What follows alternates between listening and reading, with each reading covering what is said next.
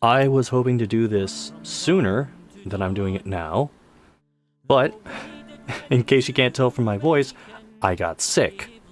I'm still not 100%, but I should be okay to try and get through this game while recapping Denver's Amazing Art Expo.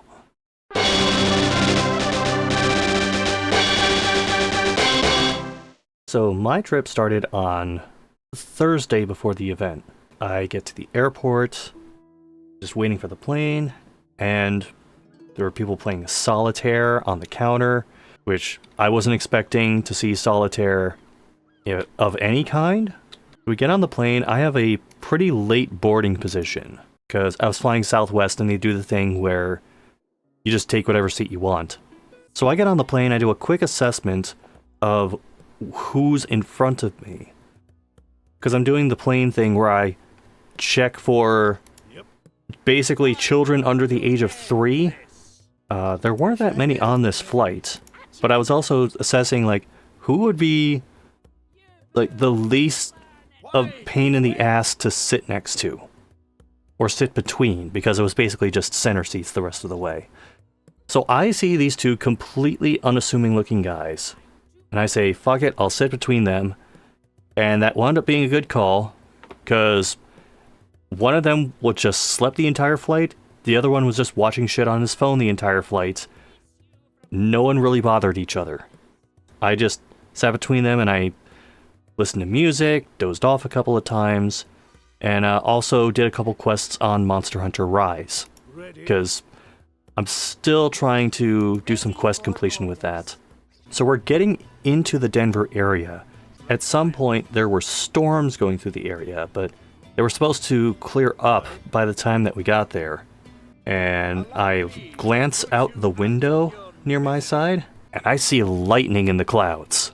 It's a very different sensation seeing lightning when you're just on the ground versus seeing lightning in the clouds as you are flying past them.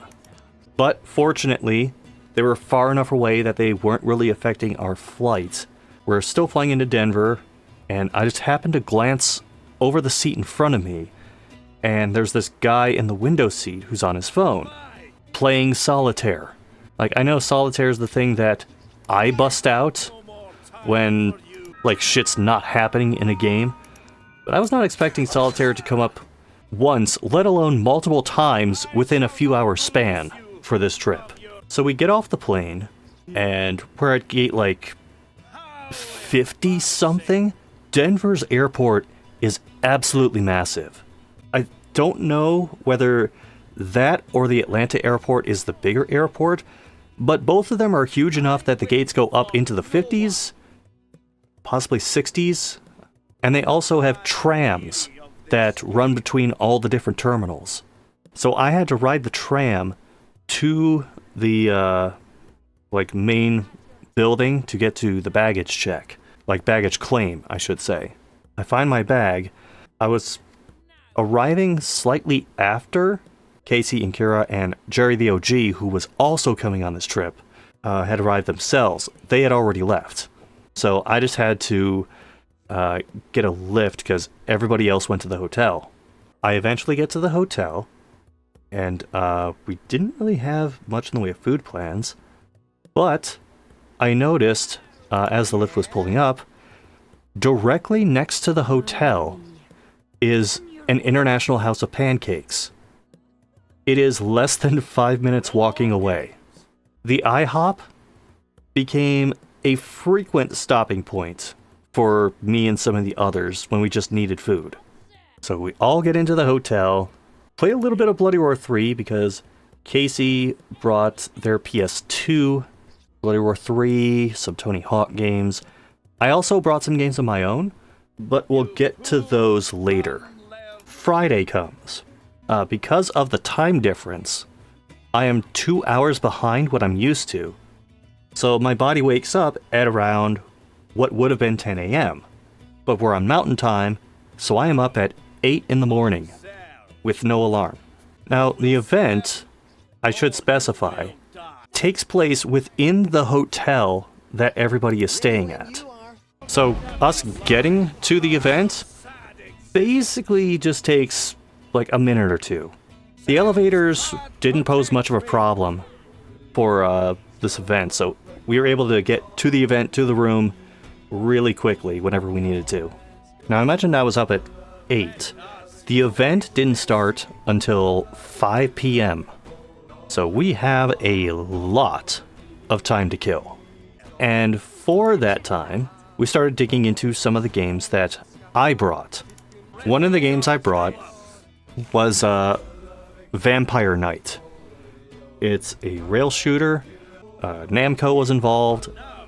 I think it was one of those games that was used as the basis for something that eventually went into the House of the Dead games. I don't know for sure. But I played through it myself. It has some of the voice acting of all time. Pointing a gun at me? Don't worry, this gun knows who to destroy. What do you know? What I have lost? The pain I have suffered! Thank you for rescuing me. There's no need to thank us. We're here too. They're coming. Why am I still alive? Live your life as a human. Fight your soul once again. Let's just say that's a game that could very badly use a redub. I mean, there are some things that a dub will not fix with that game, but eventually, I play all the way through it. I also experiment with some of the extra modes that were available specifically on the console version. Now, in what may have been another case of, like, the people in charge simply not knowing what the event would attract as far as people at particular times, at some point, everyone heads downstairs looking for coffee. There is a cafe inside the hotel, and it's not open. Keep in mind, this was around like noon. And there were, in fact, people who were already there gathering for the event. So, I mean, they were missing out on business. So the cafe place isn't open, but there is a fridge near the front desk that has like sodas and waters and those bottled Frappuccino things. One person goes to get a frap from the fridge, and we very quickly realize the fridge is not turned on. So anything you're getting from it is just lukewarm, and you have to take it upstairs, throw it in the fridge, and wait. After that, we head back upstairs, and we swap out the game. Casey has a beta version of Tony Hawk's Underground. This beta version includes a level that was never completed and did not show up in Underground. It's Australia. I'm just skating around wherever, exploring around the boundaries of the stage. I'm playing as Mike Vallely, and eventually I get him completely stuck in the corner. When I say stuck, I mean he's like right in the corner and is like infinitely bouncing back and forth. I just leave him like that. Sometimes when you just have something like that happen continuously, it starts affecting like the model or the physics or something. And in this case, Mike starts bouncing back and forth so violently that he starts flying. And he's got his arms out as he's doing this. To borrow a Soundgarden line, he's in the Jesus Christ pose, as he is continuously getting raptured by the stage up and up and up. And he goes up so far that he actually hits the limit of the skybox. Before the event starts, we decide to go out to a nearby mall. And in the process, we get into the elevator. And the elevator has these screens in it that show the time, the date, the temperature outside, alongside a couple of like trivia or news things. And I'm noticing that the time is wrong, the date is wrong, the temperature is very wrong, but it's only for one of the elevators. One of the elevators, all of this is correct, and for the other elevator, like everything thinks that we're like 3 months back in time. So we hitch a ride, head out to, I think it was called the Park Meadows Mall. Grab a bit of food there. I didn't really have a breakfast, so I said Cinnabon, close enough. Hit up a Hot Topic, a Vans, a Zoomies, and we did not realize that Vans and Zoomies would come back into the trip later in a big way. There was also a Lush store, which has like soaps and scents and stuff like that. And they had this big sign out front that says Fighting Animal Testing. But in my head, it was Fighting Animal Testing, as in testing how well animals fight. Eventually, we end up walking outside, and that's when I first really noticed, because when it was night that I couldn't see this, the Rocky Mountains. I mean, I'd seen them before, like when I went to Summer Games Done Quick in 2014, but that was at a venue that was like more toward the outskirts of Denver, and these were much closer than where I was. We all pile into a car and we meet up with a friend of Casey and Kira's at this Italian place called Crinelli's. And I will say, it is a very solid Italian place. I recommend the lasagna. After the Italian, we head back to the hotel/venue. We get into the event space. And it is probably the smallest event space among the various cons and expos I've been to over the years. It is basically one hallway of the hotel. There's this one side room where they have some of the art on display. In the hallway, there are some tables with like art displays, and then like an authentication table and a place where you can purchase some of the art that's there. Because the art is in the form of paper prints and on canvas paintings. And then there's a larger room across the hall from the smaller room. And that's where you have like the larger open space. I say larger, but like this would be considered a very small dealer's space for a traditional convention. And in that room there are like more tables along the outside and then rows of tables in between where more art is being shown off. And I will say that the art that's being shown off is entirely nerd stuff. Because it's Halloween, there's one line of art that's just all about like horror movie characters. And then there's another row that has a bunch of like Disney princess stuff. There's one that's entirely Alice in Wonderland. There's one that's Pokemon stuff. But the art for all of these has like either a humorous or ironic twist most of the time. I remember there's like this one line of art that was just DC heroes and villains on the toilet. So there's a picture of like Batman on the toilet reading a newspaper. There were like spooky Pokemon card paintings in the back. And I mean for characters like Pokemon other than who you would expect that from. There was one artist, I can't remember what his name was, but he did like charcoal art. It was entirely black and white. So for the layout of this event, there is a back wall opposite the doors, and there were 7 tables. The 3 tables to the left are voice actors. 3 tables to the right are voice actors. And right in between them is a guy named Christopher Clark.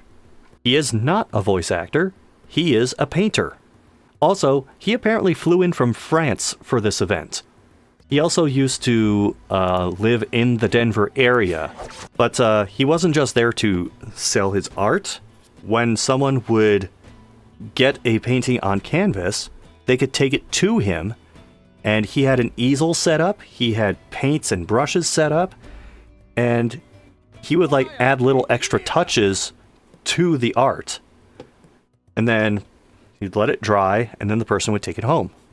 He was really chill the whole weekend. Like, I'm probably going to look up more of his stuff later. And he's another person who will paint stuff that involves stuff from other media. Because, like, he is right next to Casey's table. Casey, obviously voiced Shinji and Ava at one point.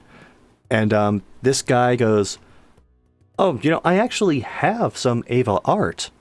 And he pulls out these art prints, and it's like the various units from Ava standing in a cityscape. And we're like, "Oh, that's cool." And then, like, Casey signs a couple of them, gives them to him. Now there's another guy that's helping run the table with him, who is dressed as Blade. And it's actually, like, a really good Blade. And I saw him posing at various points with people around the con and around the table. Expo. It's an expo. But he also has this container with him, and he's giving out lollipops to people. And there are these, like, little red lollipops that have a bat on them. Credit for being thematically appropriate, I guess. Now, as for who the other VAs were at this event, there was Trina Nishimura, there was Mark Whitten. I'm surprised every time, like, someone like Mark Whitten remembers who I am, because I'm no one. Keith Silverstein, there was Christina V, and all the way at one end was Bryce Pappenbrook. So while things are still getting set up, say hi to Mark Whitten, say hi to Keith as well, and told him, like, just offhand, "Hey, I liked what you did in Cryptmaster as King Vitus." And he's like, "Wait a minute, is that the black and white one?" I'm like, yeah. Apparently there was something with how that game was put together that he didn't like, which is there's a point where his character does a diss trap rap. Yeah, let me try that again. Diss track rap. But apparently whoever was the audio engineer that put that together fucked up the rhythm of it, so his voice isn't, like, really in sync with it. Marry a count and act like you're grand. You still look like a crook from where I stand. Let's conclude this feud. Let's finish this dance. I'm sure you will agree that you never had a chance. So please accept this as my final word and have a good sulk over what you've heard. I thought it still worked because there's a comedic slant to the game anyway. So this bard being slightly off with his rhythm, like, didn't particularly stand out to me. But apparently that's one thing he looked at and went, "Oh god, now people are going to think I can't rap." So the time comes, attendees get let in. And I should note, this was a free admission event, which is something I had not done before. Regular admission was free. There was also a VIP thing you could get, and that would give you access to extra prints at a VIP price, and it would also let you get in early to scour the art and get autographs from any of the guests. By the time the regular attendees were allowed in, the space got really loud. It was something about the acoustics in the room that just having, like, even, say, like 6 people in the room made it get really loud. But there was something else that wasn't helping with that. Because there was a certain guy there who was running the event. There's a speaker set up on the opposite wall of the autograph tables. And this guy just starts playing music over it. And it's very random music. I'm pretty sure it was just whatever this guy's regular ass playlist was, because we hear Stayin' Alive, People Are Strange, Frank Sinatra starts playing, a cover of the DuckTales theme, Rock You Like a Hurricane, Lord of the Rings music, stuff from the Jungle Book, Johnny Cash. At one point, Come and Get Your Love starts playing over the PA, and I'm like, hey, that's from my wedding. But on top of that, the MC would keep interrupting the music to tell everyone, like, how the art expo worked. The way it worked was you would grab art from the table and then go outside and then pay for it at the table, like, right outside the doors. But he kept reminding people about this over and over and over and over. So I mentioned it was a free event, and as a result, attendance was pretty good. Now at one point, the MC gets on the microphone and announces to everybody, it is Mark Whitten's birthday. And what resulted was everyone attempting to sing happy birthday to Mark. I say attempting because not everyone was quite in sync on it.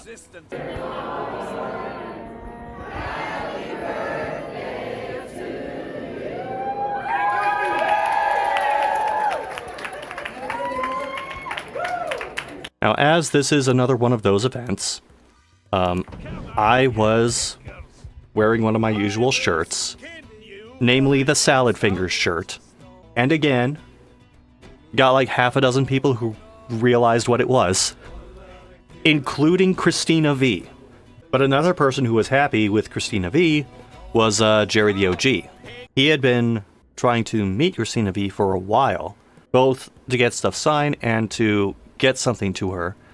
And that something was a t-shirt.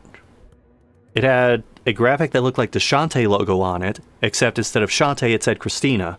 So the signing happens, and eventually the event shuts down for the day.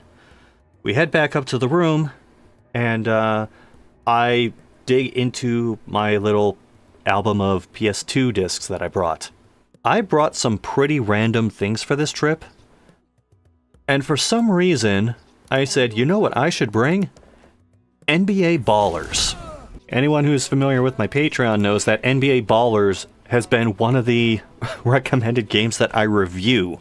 I pop this in and I play what's called the Rags to Riches mode. You have to create a character for it. And I create this utter monstrosity of a character. He's got this really tiny head with an afro, and then everything else on his body's like super big. And the idle animations show the character like dancing around on screen. It was a total monstrosity, an abomination. So after messing around with that, we go to IHOP again. I think that was the night that I had an omelet. But beyond the food, we go outside of the IHOP and see just this stream of water shooting up into the air and then almost hitting this car that's parked in the parking lot. It was a busted sprinkler head. And when I say busted, I mean the sprinkler head got like completely decapitated and there was just water shooting up in the air. But I was confused why the sprinkler was there because like there were 3 sprinklers for this tiny traffic island. Just seems like overkill putting multiple sprinklers on there. So that is the end of Friday. Saturday, again, I'm awake before everybody else. So I just say, fuck it. Go through my morning routine. I'm ready before anyone is even awake. So while everyone else is still doing their thing, it's like 9:15 in the morning. I just decide to head downstairs just for a little bit. I check out the event space, aka the hallway, and there's nobody there. 2 guests who are staying at the hotel just completely walk through the entire thing and out the doors at the other side.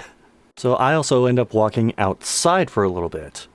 Taking the foliage, taking the highway right next to the hotel. Denver wasn't particularly cold, but it did get pretty damn windy. So eventually I head back up, everybody gets ready. We head back down, and the line to get in is long. And I should note there's one line for regular free entry, and there's another line for VIPs. Apparently people were seeing the line to get in for free. The sheer length of it convinced people, you know, maybe I'll just pay a little extra for VIP. They couldn't let everybody in at once because, you know, fire codes. Now, one thing I should have specified with the music at the event that was being played over the speakers was the volume of it. It was pretty damn loud, which was really bad for the people who were at the autograph tables. Because you would have like a person sitting at the table and a person standing in front of it. There's only like 3 feet between them, and they can't hear each other. And this was starting to bother several of the VAs, because they had to keep raising their voice. If they're doing that the entire weekend, they could risk like losing their voice. And some of them work immediately after the event. But there's nothing being played at first, and we're like, okay, maybe they learned. Maybe they learned not to do that. 10 minutes later, the music kicks on, and I see one of the VAs immediately bolt from their table and go up to the guy playing the music. And then, like a little bit later, the music does get turned down. So the day is going about as normal. Saturday is notably busier than Friday was. And this really unassuming older man walks up to the table. He doesn't quite understand that, like, this is a table for a voice actor who's, like, signing prints of the characters they voiced. Although, in fairness to him, it's an art expo, and many other people didn't get the memo on that. Part of it is because the banner that Casey had, the part that said voice actor was in fairly small print, and the banner had like settled in a way that it wrinkled and you could not see the voice actor part. So he's like asking some questions about like the characters that he's seeing on the table. At some point, I can't remember how, the conversation mentioned skateboarding. And it turns out he's Lynn Cooper. He's a skateboarder, videographer. He was skating with Tony Hawk in the Bones Brigade days. He knew and worked with like Rodney Mullen, Andy Anderson. I have a Waltz skateboard, a freestyle skateboard. Waltz is run by a skater named Mike Osterman. This dude was Mike Osterman's first sponsor. So everything that's coming out of this guy's mouth about like his life and times in skateboarding, both Casey and I are just staring slack-jawed. Because like, who fucking expects a guy like this to show up at their table for the amazing art expo? Even more impressive, despite his age, he still skates. And not only does he still skate, there was a freestyle contest. He thought that he was going to be invited to judge. He was actually invited to compete. And when he competed, out of 39 skaters, he placed second. So not only does he still skate, he's apparently still really fucking good at it. So eventually, he calls up his, friend's family on the phone because they have some kids that are familiar with Pokemon. And Casey has a conversation over the phone with those kids entirely as Raichu. So the only thing they're saying is, Raichu. I can't do the voice, especially not with my throat as wrecked as it is. So after that guy blew our fucking minds, a little more time goes by, and I notice that the speakers that were at the back of the room are being moved to the front of the room. And apparently, they were going to interview the voice actor guests on the floor, which is something that none of the guests knew was going to happen. I'm going to look to Mark Witten's line over here, and I have two questions if you guys are going to ask about what their favorite characters of voices or... So some of the, like, voice actor guests would step out in front of their tables and take a couple questions. Some of them were like, fuck it, I'm not getting out from behind my table for this. And they would just answer them at their table. So then that happens. The speakers get moved back to their usual spot on the opposite wall. And then shortly thereafter, dude gets back on the mic and says they're having a cosplay contest. In the same room. Basically directly in front of him. Which means we have more music. I think he was playing like 2 Unlimited. And a whole lot more of the MC talking. Which means that for this entire cosplay contest, where he's trying to like read out people's names and who they're cosplaying as and is getting a bunch of the names wrong, it is practically impossible to have a conversation at the autograph tables. Come on down. All right, and then we have the amazing Spider-Man. And all I could think at that time was that image of like the lady with the sign saying, "Want me to kill him." But eventually the cosplay contest ends, and then he starts blasting music again. More time goes by. Even more people do not realize that the people on the autograph tables, except for Christopher Clark, are voice actors. So they're just looking at the art prints and then not realizing, oh, this person voices these characters. Now, aside from the music, there's some other noise happening in the room, and it's not just like the conversations of everyone who's coming in and out of the exhibit space. To one side, You have Bryce Papenbrook, who is like screaming character lines at regular intervals. I don't know how he didn't lose his voice, because he's doing this constantly, and his line was the longest of anybody at the event. Like, there was one time that I looked over toward his table, and he did not have a line that was going out the door. And meanwhile, Mark Whitten is on the opposite side, and every once in a while, you hear him just blurt out, "Tasty!" Apparently that's something that his Demon Slayer character says. Tasty! Tasty! But the thing is, it sounds like he's saying Casey. So every time that happens, Casey's going, huh? Damn it, Mark! So we head back to the room. Casey and Kira already had plans to go to a place called Casa Bonita with a bunch of friends. Casa Bonita, it's a restaurant of a sort. It's one that kind of got made famous through South Park. It was like kind of run down, but it got restored, and now it's this huge thing. And Casey went there dressed as Princess Kenny. Now the thing is, Casa Bonita is reservation only, and you have to have a reservation like months in advance. So because of that, Casey and Kira and a few other people can go. Jeri and I are staying behind. But it's not like we're starving or anything. We just like ordered a pizza and played a variety of games. What we were 3. I brought an Outrun game. So we just did that until they got back. And when they did get back, everyone was so exhausted by that point that we just said, fuck it, we're going to sleep. All right, and that takes us to Sunday, the final day of the event. Sunday, I wake up around 9, and this time everyone else is kind of waking up around the same time as me.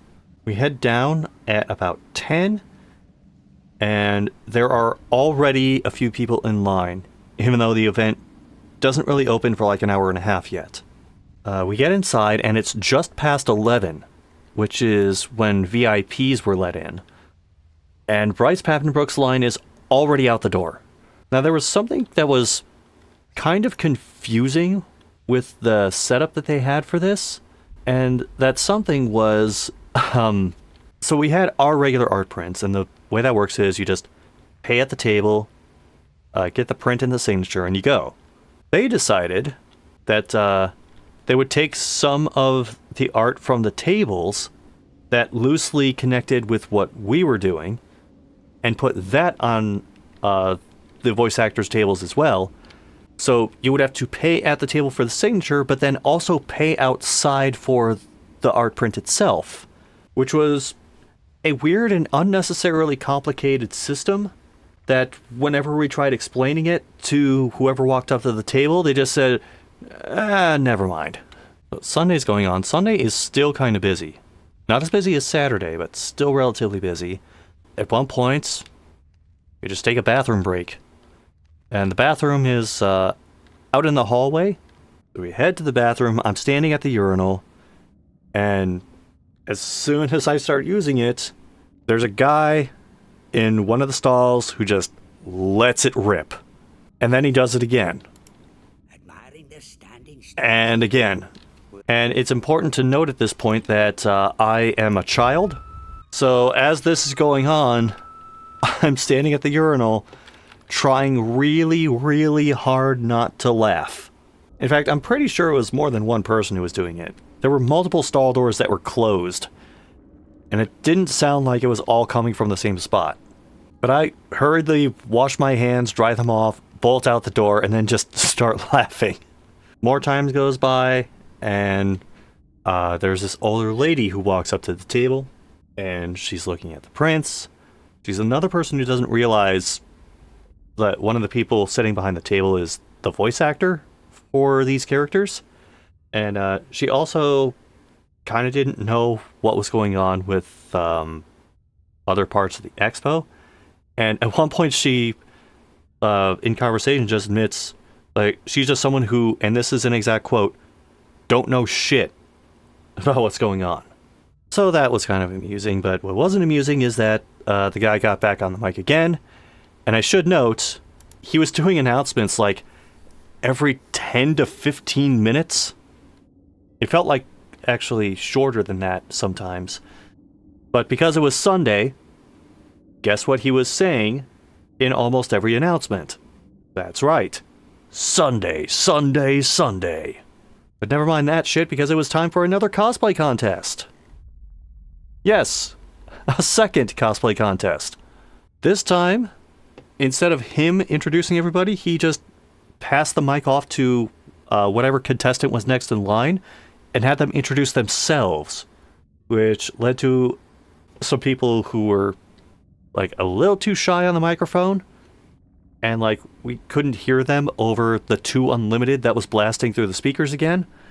It also led to a guy cosplaying as the Terminator who did an Arnold Schwarzenegger voice. So I checked the clock at one point. It's about an hour 15 minutes to close. And that was the first point at which I definitively saw the end of Bryce Papenbrook's line. Papenbrook. Damn it. More time goes by. Take another bathroom break. Because when you're at altitude, one of the things that I heard was, be sure to drink plenty of water.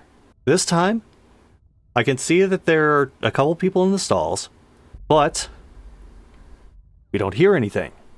I use the urinal. I wash my hands. And it's as I am grabbing some like paper towels to dry off my hands that this guy just unleashes. You know the sound of like an almost empty bottle of syrup? That's the sound that came from this guy's stall. And the moment that happened, it was like a fight or flight response, where I just bolted for the door, and as the door is closing, I hear like the beginnings of what I can only describe as a squeaker. Of all the prevailing themes that could have happened for this weekend, shitting was not one that I would have predicted. So eventually, this show is like finally starting to wrap up. And the thing is, I really didn't have much time to look at any of the art myself.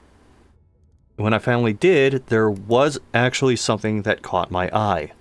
It was from the row of Alice in Wonderland art pieces, and it was specifically one for American McGee's Alice. Now normally they have like the canvas version on display and then the prints laying down in front of it.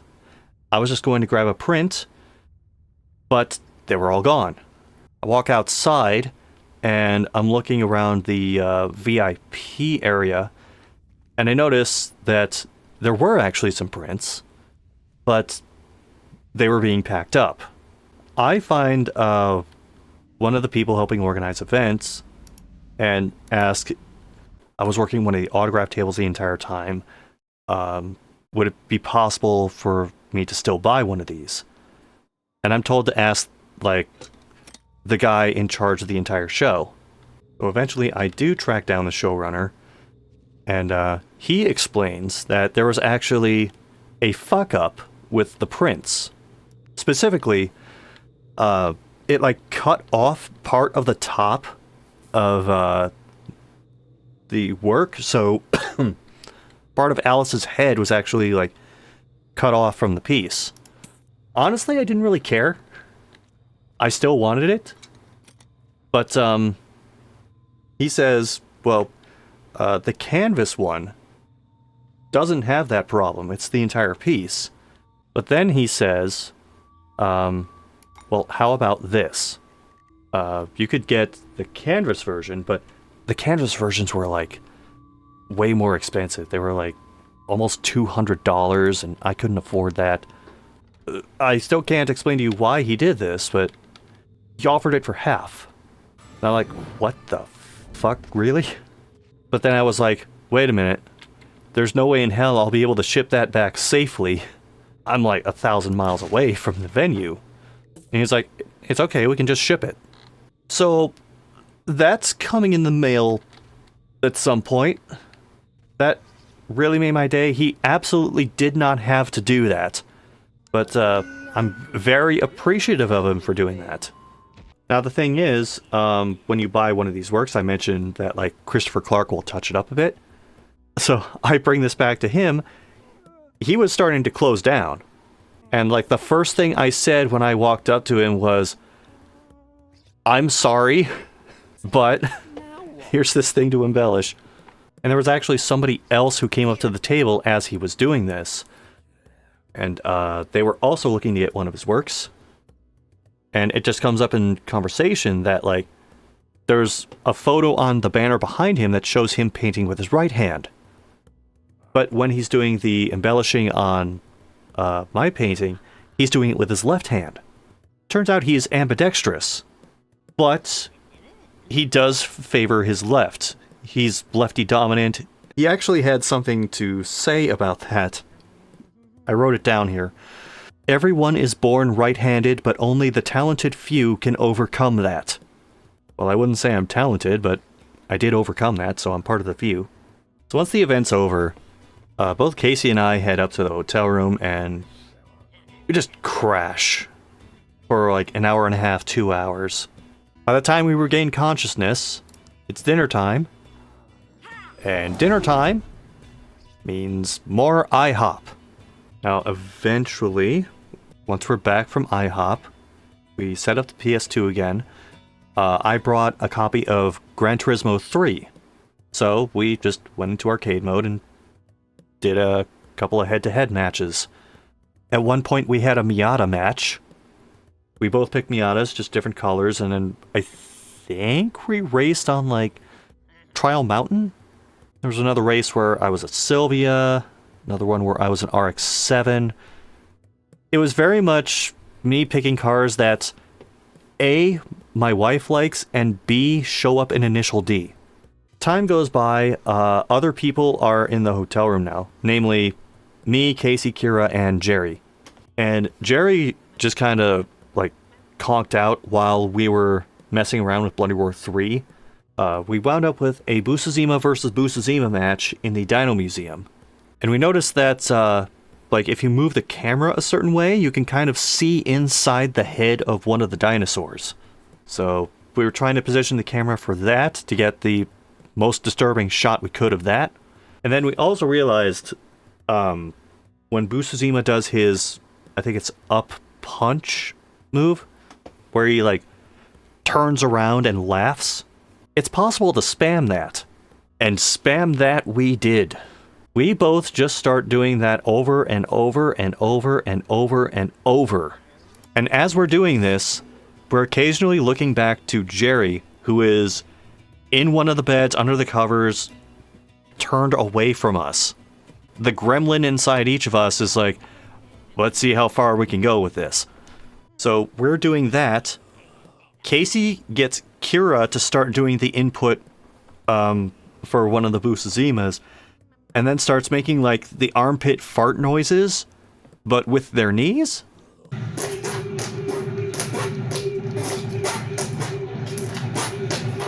Casey gets back on the controller, starts doing that, and Kira starts playing, like, cow noises over her phone, and it's just this cacophony of noise. And eventually Jeri just, like, bolts up out of bed, like, stop! He had apparently been listening for a while, but just hoped that we would stop. But this went on for, like, 45 minutes. And that takes us into Monday, because this was an event where we were actually able to stay the night that the event ended. Monday, Housekeeping showed up at 9 a.m. This is only noteworthy because that was the first time Housekeeping showed up the entire time we were there. They didn't show up Friday. They didn't show up Saturday. They didn't show up Sunday. And also, I think it was Saturday evening, we had to go down to the front desk and get towels ourselves. So Monday is the day that Jeri flies back. And that's happening sometime in the afternoon. So we head down. We've got all our, like, bags and stuff because our plan is to check out from the hotel, get a ride to Union Station, because Union Station has a rail that goes straight to the airport. Also at Union Station, there's like a bus area nearby. We were going to catch a bus and go to another location. So we're down in the lobby of the hotel we just checked out of and trying to organize a ride. We're trying to do this with Lyft, and Lyft is not responding at all. And we're like, what the hell is going on? Because like I'm trying stuff on my phone too. It's not working for any of us. And then I go, well, what about other applications? I pull up a web browser and I'm able to go to websites just fine. As it turned out, Amazon's servers went down. And when Amazon servers went down, you quickly realized what other things were hosted by Amazon servers. And one of them is Lyft. Also on Amazon servers, United Airlines, which is what Jeri was using to fly back. So we scramble for a bit. One of us installs Uber on a phone and manages to get a ride through that, because that is not on Amazon servers. We still managed to get to Union Station in plenty of time for the airport shuttle. Again, I take a bit of a bathroom break. I am not a public bathroom aficionado. However, I thought we had progressed beyond the point of having urinals that go all the way to the floor. I also thought we progressed past the point of having sinks where the space between the end of the faucet and the bottom of the sink is so small that you cannot have your hands vertical. Also, one of the urinals was making cartoon shitting sounds. I don't know what that was about. So in Union Station, there are some places that you can grab like coffee and food, and I got some food myself, and we're sitting in like the big open like lounge area of Union Station eating. And we noticed that there's a few cops on site. We see a couple people with like really high grade cameras. And we're like, okay, not sure what's going on here. And then we see a big ass cart with like a really high grade video camera. We see dudes setting up lighting rigs. There's someone with a clothes steamer and a rack. And we realize, oh shit, they're setting up to film something here. And as I have that realization, we hear someone who introduces themselves as the assistant GM asking about turning off certain lights in the station. We're like, what the fuck are they filming here? I never did find out what they were filming, but yeah, they were also like moving some of the benches around. They were telling certain people to get out of certain areas where they were planning to film.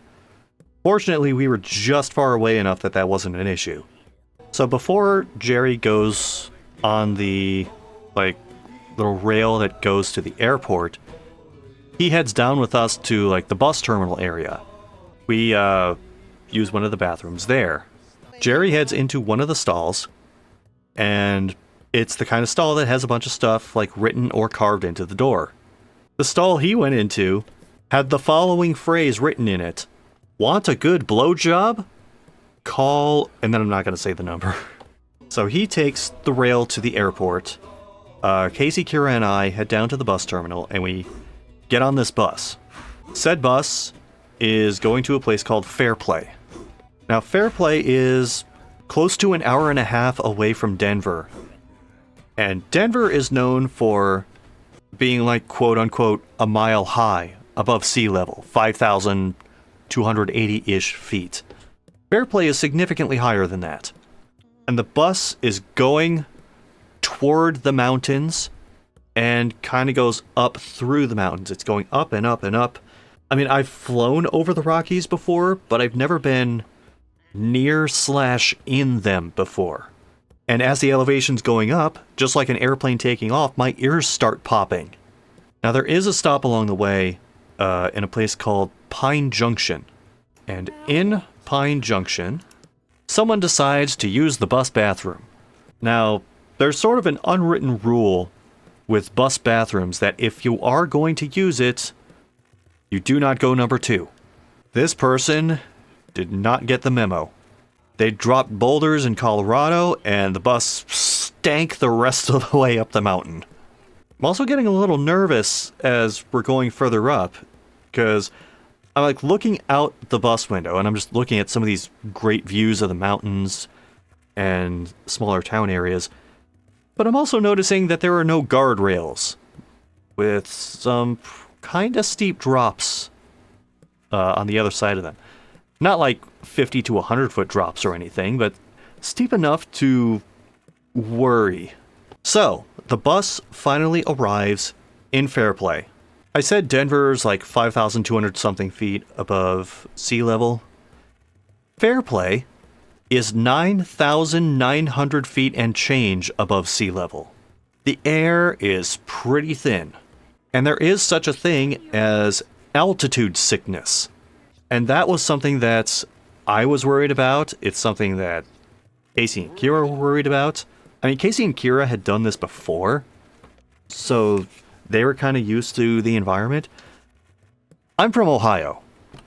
The highest point in Ohio, which I have never gone to, is about a little under 1,000 feet above sea level. Just suddenly going up to that elevation, you can get very lightheaded, you can have trouble breathing.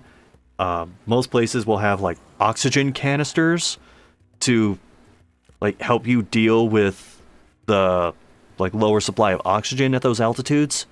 You get headaches, you can get woozy. And I get off the bus and I'm feeling okay. Now I will note that from the bus stop to the hotel where we were staying, it was like 15 minutes of walking away, and we were hauling our luggage with us the whole way. Also, it was really windy. Really, really windy. The temperature actually wasn't bad, but the wind made it significantly worse. But we do make it to the hotel and drop our stuff off. We will decide to use the toilet because we're about to go out walking, and nobody shat in it, and the toilet's still backed up. And we had to go to the front desk and request a plunger. Once we're past that, we head out and we start walking into more of the town of Fairplay proper. Fairplay is a pretty small town.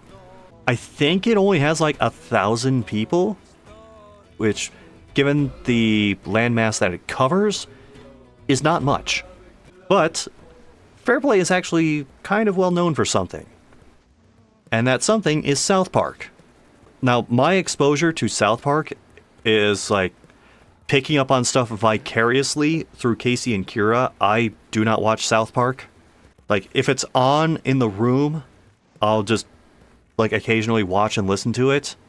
But Fairplay is apparently one of the towns that was part of the inspiration for South Park. And there is, in fact, like an older, like historical town in Fairplay called South Park City. It was closed at the time, but you could still like walk up to it and see like these old buildings and like a setup for a Conestoga wagon and shit. And there were shops around that area too. A bunch of them were closed, but one of the places that was open was a place called South Park Pottery. And it has a ton of South Park merch in it. It also has like various rocks and minerals and sort of Native American style merch. It's also got a South Park museum in it. Appropriately, the price for the South Park Museum is $350. And you can go in there, you can see all this stuff related to the show. They have a setup for all of the South Park video games in there. They have the South Park pinball in there. And you can just go in there and there's no time limit. You can fuck around in there for as long as you want. And I didn't have a whole lot of spending money left with me. But I did get like a sticker for South Park, Colorado. I got a coin for Casa Bonita. And I also got like this mini treasure chest and a couple pieces of opal for my wife. Along the way, we also stopped at this one place that was about to close, but did let us in. Just got some ice cream, some bread pudding, stuff like that. And we walked from there all the way back to the hotel. We dropped off the souvenirs and went back out to this one place called Otto's. Otto's has like a decent variety of food. I saw that they had a pulled pork sandwich, and I'm like, sold. Now the thing is, we're eating at Otto's, there's this one employee who, like, Casey has a couple of things on them that are Evangelion themed. This dude notices it, and he says, "Oh, I just watched Eva." Casey spills the beans on who they are, and this dude is just dumbfounded, because apparently he watched the dub that Casey did, and he thought the voice sounded familiar, but kind of had his mind blown. So we walk back to the hotel. It's getting dark out. It's kind of chilly, but it's not windy, so it actually wasn't as bad as walking around earlier in the day was. And I will note, particularly during the daylight, there is no bad view in Fairplay. It's in kind of this like little valley, like nestled in between the mountains. So pretty much any direction you face, you're going to have a great view of part of the Rockies. And at this point, I'm still not showing any signs of altitude sickness, which is great, but also leaves like Casey and Kira going, how the fuck are you doing that? So we get back to the hotel. So I have to use the bathroom. And following con rules, we say, if you have to go number 2, you do it in the lobby. So I go out of the room to the lobby. Oddly, the doors leading to the public bathrooms are wide open. You can see all the way into both the men's and the women's bathrooms. Also, bit of poor planning for the men's stall. When you're sitting on the toilet in there, the crack of the door, which is like a little over half an inch wide, is directly in front of you, and you can see straight into the hallway. So I'll spare you the details, but the long story short is, the toilet backs up. So for the second time, within like a 6-hour stretch, I have to go to the front desk and ask for the plunger again. Finally, things calm down a little bit. We just like lay in the hotel room and watch either Fresh Prince or South Park all night. As this is going on though, the wind picks up outside again and it is howling past our like hotel window. And that did make it a little bit difficult to sleep. Tuesday comes. We have to wake up early so that we can catch the bus leading back into Denver and then catch our flights. I wake up and I am showing telltale signs of dehydration. I had gone a little too long without drinking any water, and at the altitude we were at, I was starting to pay the price for it. So the first thing I did after waking up was immediately go and get some water from one of the vending machines. And once I had some water in my system, it took like half an hour to an hour, but I did start like feeling more like myself again. That was also around the time that I started to really notice the decor in the room that we were staying in. I mean, I have a few questions, but among them was, why did they have like Silent Hill-esque pictures of foggy, like old cabins and foggy roads on the walls of this place? So we pack up all of our stuff and we haul all of our luggage back to the bus stop at like 8:30 in the morning. It was kind of cold, but it was sunny and it was not windy. And because it was morning, the temperature was starting to go up. So again, still not as bad as the initial walk to the hotel. Now we're on the bus, we're heading back to Union Station in Denver. I'm sitting all the way at the back, aka right next to the bus's bathroom.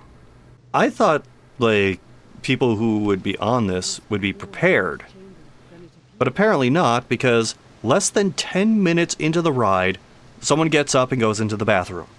And I was thinking, don't do it. Don't do it. Well, he didn't. And that happened another time, where someone gets up, goes into the bathroom. This person takes a noticeably long time, but he didn't like blow it out the way that that other guy did. We get to the Union Station and immediately everyone just takes a bathroom break. We kind of go in turns so that someone is always looking after our luggage. Because we still have like a fair amount of time before we actually need to get to the airport.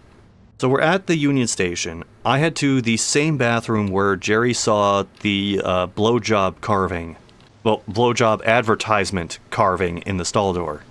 And there are these signs out in front of the stall saying that if you want to use the bathroom, you need to get someone from the security team to unlock the door for you. Which is, I mean, it's a choice. There's me and there's one other guy who are waiting for this security person to show up. He finally shows up and unlocks the door and lets both of us in. I just head for the urinal. This guy goes into one of the stalls. And he's looking a little distressed. How can I phrase this eloquently? He goes to war with the toilet. Like, I'm just doing my thing. And then from the stall, I can hear him, like, grunting, flushing, grunting again, flushing again. Like, by the time I left the bathroom, he had flushed at least 6 times. I didn't know what was going on in there. I didn't want to know what was going on in there. I've left the bathroom completely at this time. And, the door to the bathroom is closed, and we could still hear him grunting and flushing in there. So, we're back at the Union Station, back in that lounge area. We're all kind of tired. Like, we're just trying to relax. There's, like, soft music playing over the speakers. And then a table saw starts up behind us. They were apparently, remodeling one of the kiosks that we just happened to be sitting next to. And, yeah, it was kind of hard to relax with that going on. And we were at this place for a fair amount of time. Like, we were not in a huge rush to get back to the airport. Time goes by, and I have to use the same urinal as before. The one where I said there was a urinal that was making shitting sounds. It didn't do that this time. Instead, there was a urinal that, when somebody flushed it, it played a drum solo. Also, somebody had apparently, like, ripped out the drain of one of them. I'm not sure how they accomplished that. Finally, the time comes, we take the rail to the airport. I don't have, like, the TSA fast check thing, but Casey and Kira do. So we're like, okay, there might be, like, a bit of a time gap between when, like, each of us managed to get into the terminal. We had the same airline, so we were going to the same terminal. If we hadn't been, like, in the same terminal, one of us would have had to, like, take the tram to a different side of the airport, and it just would have been messy. But thankfully, when I went through the security check, there wasn't much of a line, and it went pretty quickly anyway. So it actually went so fast that I got through security before Casey and Kira did. So we met up in the terminal. It turned out that the gates for our flights were only like 5 gates apart. We just hung out in the terminal for a bit. I saw there was an Auntie Anne's, and I thought, well, I know what I must do. And eventually the time comes where they have to get on their flight, and we say our goodbyes. I head back over to my gate. Now, as I'm sitting at my gate, I'm taking note, as I usually do, of the people who were on the flight. And one of the things I notice is there's a baby. And the person who has the baby also has a pretty young girl with them, say maybe 3 or younger. And then I notice another person with a girl 3 or younger. And I notice another baby. I'm trying to figure out how in the hell I'm going to, like, find a spot on this flight where I do not have to deal with them. I specifically, like, point out ones that are, like, 3 or younger, because that's generally the age range where the child does not have an inside voice and is prone to just yelling shit whenever, for whatever reason, or for no reason. Now, there were a couple things working in my favor. One of them is that with the boarding order, I would be going on directly after the people who had like the super young children. Also, the flight was only at 75% capacity, meaning that there would be open seats, so I would have some flexibility for where I could go on the plane to potentially like distance myself from them. So as I'm getting on the plane, I hear the baby and I spot it near the middle of the plane. And like a couple seats behind it, I see the other kids that I noticed before. And I'm like, well, fuck this. Head toward the back. And I actually end up with a window seat. There's nobody in the middle. And there's this one guy sitting by the aisle. And the guy sitting in the aisle seat, he's a little chatty, but he's not unpleasant. Like, I carry on a conversation with him for a little bit. And then eventually he just says, well, I have some work to do for this nonprofit I'm involved with. He takes out a laptop and starts going through documents, and I'm like, okay, that's fine. I need to like rest a bit anyway, so I just throw on my headphones, listen to music, and then doze off. Now the flight is going faster than anticipated. In fact, it was like landing 5 minutes sooner than it was originally planned to, because the flight was initially delayed by like 15-20 minutes. I mentioned at one point that like I studied Japanese and was planning to visit at some point. He throws out a question about like religion in Japan, because he heard that it was like one of the like least religious places. And in my head I'm going, but I like give an answer about what I know about that in Japan. And then he goes like, okay, all right. Then he asks me about Christianity and if I'm practicing. And that's when the alarm bells go off in my head. Now look, I don't care what religion anyone practices. All I care about is that you do not force anything on me or attempt to persuade me to get into something religious. So the moment he says this, I play along with it, but I'm not telling him anything that's true. And eventually he's like, well, if you're into this, you could look up like certain types of churches for like this form of practice or this form of practice. I'm tuning all of this out because I do not give a shit. And in my head I'm just thinking, wow, this started so well and then instantly took a nosedive. Well, not instantly, because there was that period where like I was just kind of asleep on the window, but still. And from there, it was just a matter of getting off the plane, getting my bag. My wife picked me up. I got sick shortly thereafter. And here we are. That was the Amazing Art Expo.